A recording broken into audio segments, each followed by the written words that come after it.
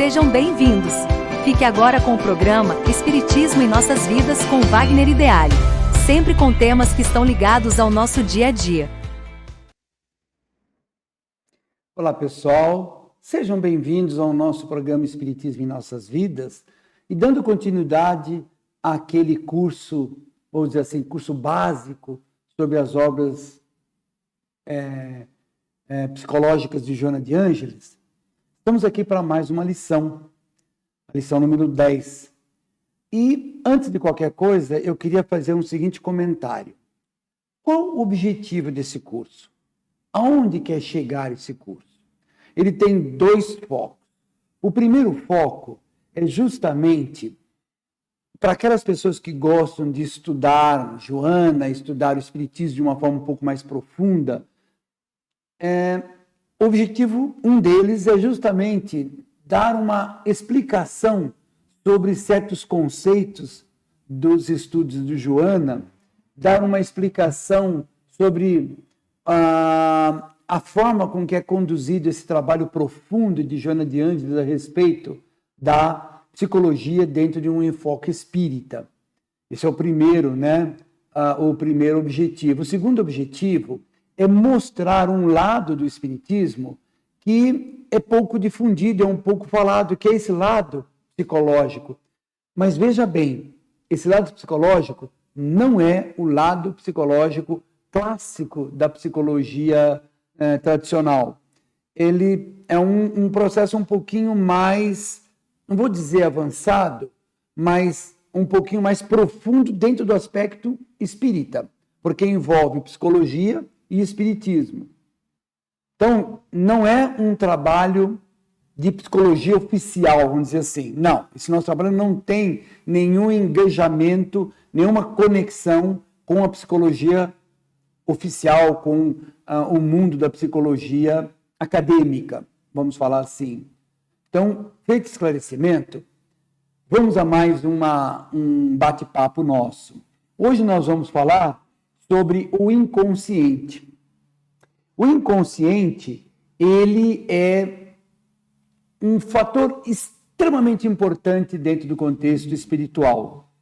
Porque Joana de Ângeles nos ensina, e ela retirou esse ensinamento de um trabalho do Jung, Carl Jung fala sobre o inconsciente e o inconsciente coletivo. Bom, Carl Jung vai dizer o seguinte: nós temos o nosso inconsciente. Quando nós nascemos, esse inconsciente está zerado. Ou seja, não existe nenhuma percepção de nada ainda. Na medida que nós vamos vivendo, tudo aquilo que nós vamos observando, recebendo do mundo à nossa volta, vai sendo levado para esse inconsciente, que a Joana fala de o inconsciente, vamos dizer assim, primeiro, o inconsciente mais simples, um inconsciente em que os aprendizados que vamos recebendo vão sendo guardados lá. A palavra é o inconsciente individual. Muito bem. Agora, Jung, como ele não era espírita, então, consequentemente, ele não tinha uma visão anterior a esta vida. Quando ele analisa uma infinidade de sensações que a gente tem, de determinações em nossas vidas, ele fala dos arquétipos, porque ninguém ensina ninguém sobre determinados tipos de condução que são automáticas em nossas vidas. E esses arquétipos, para Jung, era obtido do coletivo, era obtido do meio ambiente, dos nossos ancestrais e aquela coisa toda.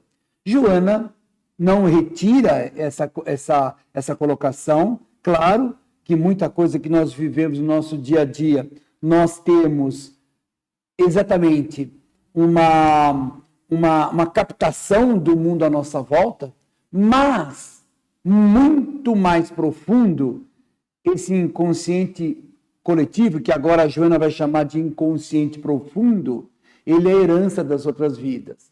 Quando a gente estuda o Livro dos Espíritos, estuda a doutrina espírita, onde fala, está tudo gravado no perispírito, está tudo gravado, tudo que nós já vivemos. E a Joana deve ter perguntado, né, onde está gravado? E a resposta é, numa estrutura psíquica chamada inconsciente profundo. Então, uma coisa mais ou menos assim, eu acabei de reencarnar, meu inconsciente individual está completamente zerado, é um livro branco, agora eu vou escrever minha vida.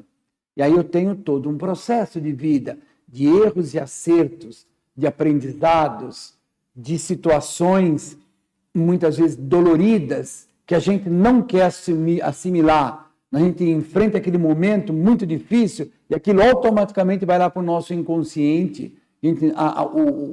O nosso consciente elimina isso rapidamente. Tá. Passamos uma vida inteira, então montamos uma bagagem. Ao longo dessa vida, a nossa relação com o mundo está baseado nas coisas que nós temos no nosso inconsciente profundo. Então, eu tenho uma forma de enxergar, por exemplo, a paternidade, o pai, a mãe, porque nós temos um arquétipo de pai e mãe, porque nós adquirimos isso em outras vidas. Existe um arquétipo que o Jung vai chamar de self, e a Joana também pega esse termo, que é justamente Deus em nós. Esse arquétipo é uma construção psíquica em que nós herdamos, não se sabe quando, de um conceito que nós temos dentro de nós de Deus, de moral, de equilíbrio, das coisas sendo feitas de forma correta. Pois é, esses arquétipos todos se manifestam ao longo de nossas vidas e dão a nós a forma com que nós enxergamos as coisas. São esses modelos, arquétipo seria traduzido em português, modelos. Esses modelos, cada um, assim, muitas vezes alguns modelos que nós temos são muito parecidos com os de outras pessoas, às vezes não, que são as conquistas de outras vidas. Pois bem, eu terminei a minha vida, fui para a espiritualidade. Todo aquele material psíquico que está no meu inconsciente pessoal, ele vai, ou individual, ele vai para o meu inconsciente coletivo, que a Joana vai chamar de inconsciente profundo. De uma encarnação, da outra, da outra, da outra, formando o quê? A nossa forma de ser, a nossa forma de enxergar a vida. Então, nós escrevemos assim, quando às vezes tentamos lembrar de algo que sabemos, mas que não vem à consciência de jeito nenhum, é porque aquele fato, aquele evento saiu da consciência, está gravado no inconsciente. Em outros casos, temos lembranças antigas, a partir de determinados eventos, e não sabemos por que aquilo ocorreu. A mente funciona de maneira associativa. Aqui, ó. Passamos por um lugar e nos traz saudade. Como se estivéssemos ali alguma vez, ouvimos uma música e voltamos ao passado. Então, o nosso inconsciente, a todo momento, ele vem e traz para o consciente informações. Isso é muito interessante. A grande maioria dos atos e comportamentos humanos, na sua expressão mais volumosa, procede do inconsciente, sem a interferência da consciência lúcida. Se alguém lembra, lá atrás, em aulas passadas, nós mostramos que a nossa psique é um iceberg. E essa parte, a consciência, é a pontinha do iceberg. Isso é fato. Muito, mas muito das coisas que nos acontecem no nosso dia a dia está no profundo do nosso inconsciente.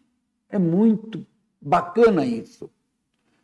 Eu vou dar um exemplo também interessante do inconsciente, que a consciência nem toma conhecimento.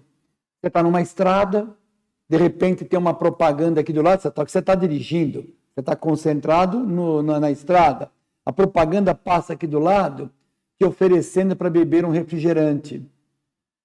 A consciência Você não olhou e leu aquilo e meditou daqui. Não, você continua aqui firme. O teu inconsciente leu e já está gravado. E lá na frente você vai falar para outra pessoa, vamos dar uma paradinha para tomar alguma coisa? Aquilo já influenciou a gente. Veja, estamos olhando por um lado puramente físico. Vamos transcender isso, vamos levar isso mais a fundo no nosso lado espiritual. Pensa nessa quantidade de valores, que não são poucos, nós temos dentro de nós, lá no inconsciente profundo, valores positivos e não muito, elegantes. Imagine tudo isso trabalhando, vindo para a consciência, trazendo informações.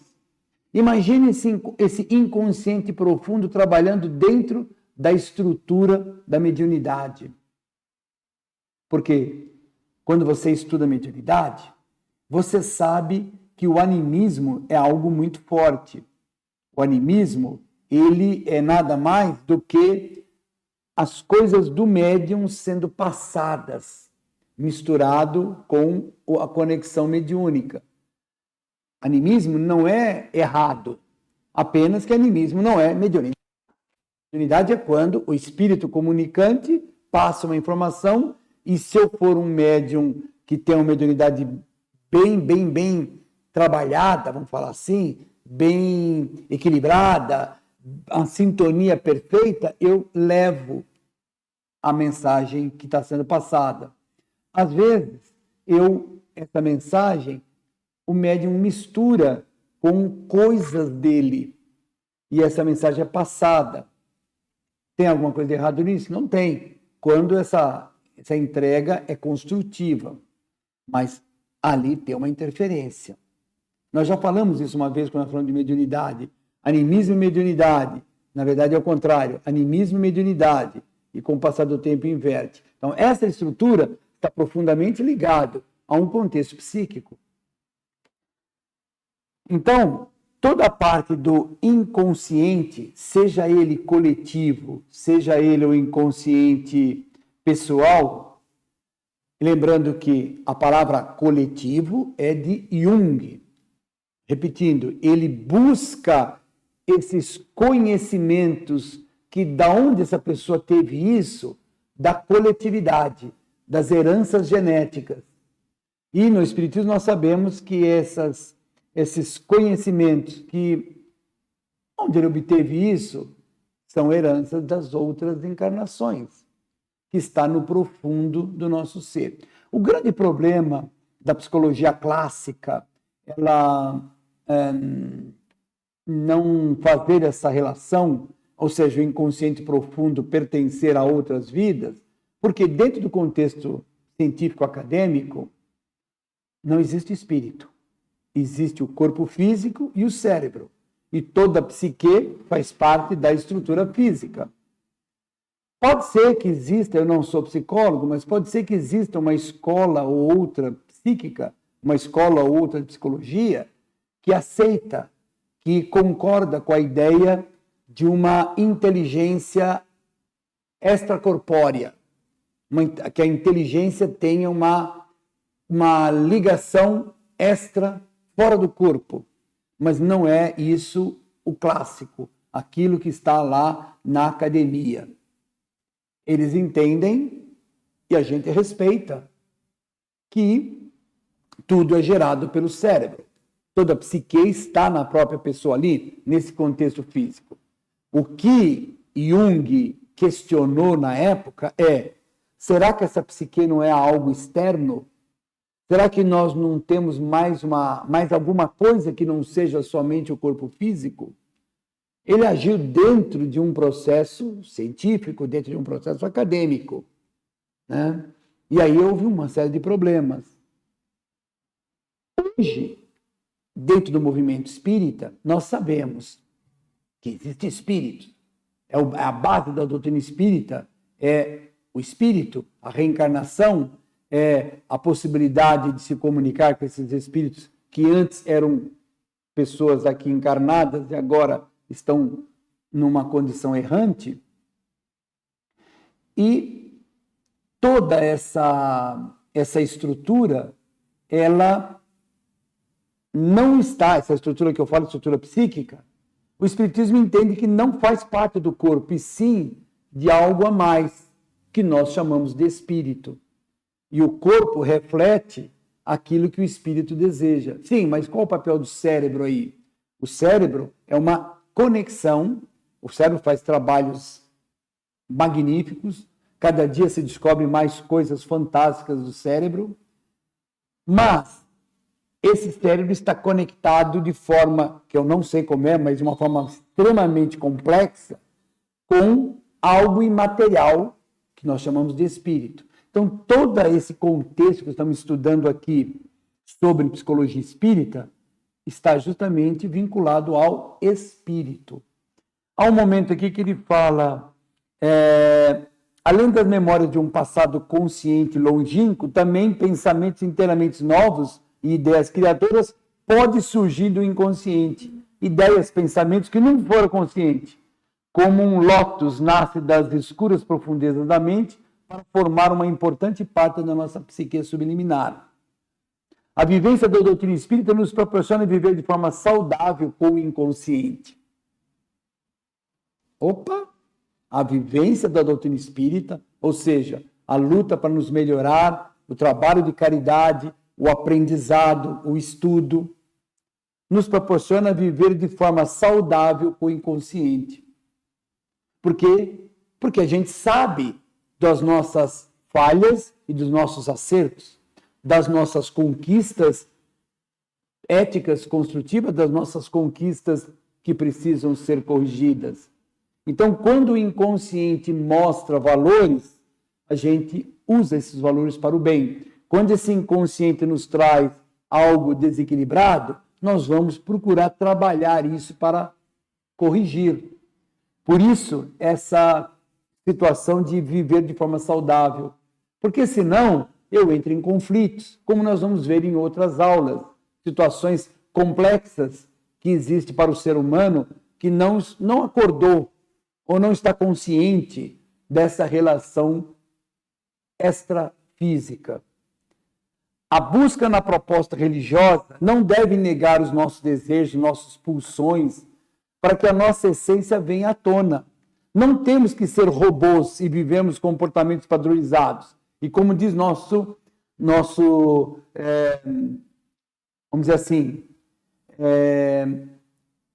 o profundo dos ditos populares, não temos que seguir a boiada.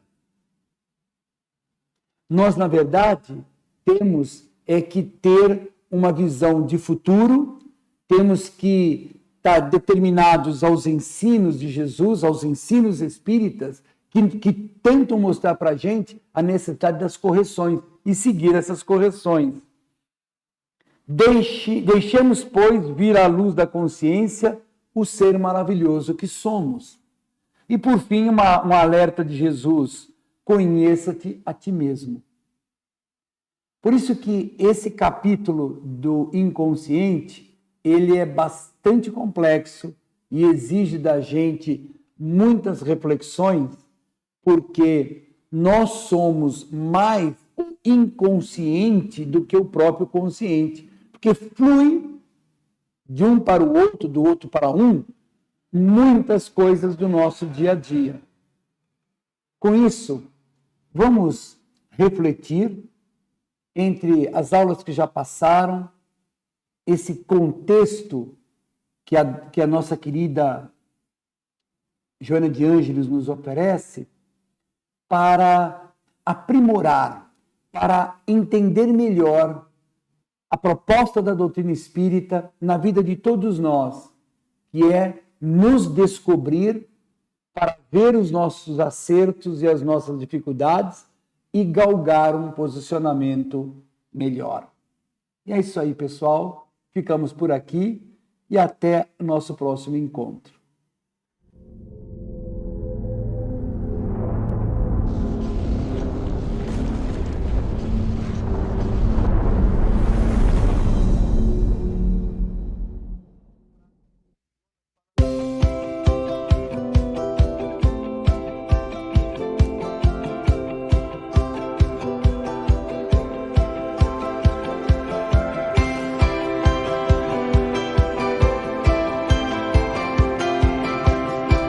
Você assistiu o programa Espiritismo em Nossas Vidas, com Wagner Ideale. Rádio e TV Fraternal, sempre em sintonia com você.